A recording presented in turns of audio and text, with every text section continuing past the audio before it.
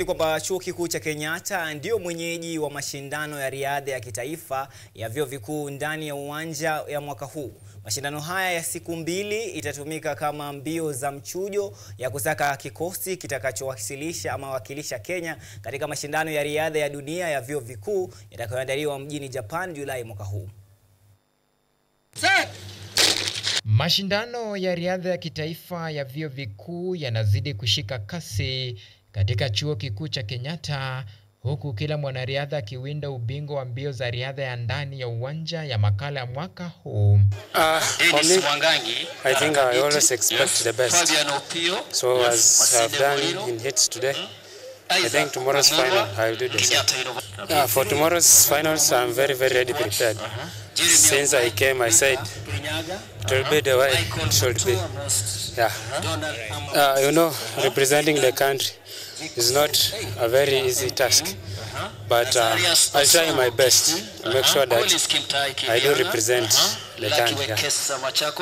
Ushindani mkali unatarajiwa hapo kesho katika fainali ya mbio za mita 800, 200 na mita 100 katika kitengo cha kinadada na wanaume, huku kila mwanariadha akitumai kujishindia tiketi ya kuwakilisha Kenya katika mashindano ya riadha ya dunia ya vyuo vikuu yatakayoandaliwa Julai mwaka huu nchini Japan.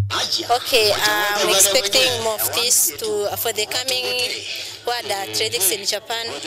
I think I'm going to do extra to learn better than this. I'm targeting to learn at 15. At the end of the day, I think every athlete is out here competing at their best level. As for me, yes, it's always a new day's putting in more work, improving, and I think that's the beauty about the sport, right? Where you improve on a section of your race or the whole race as a whole.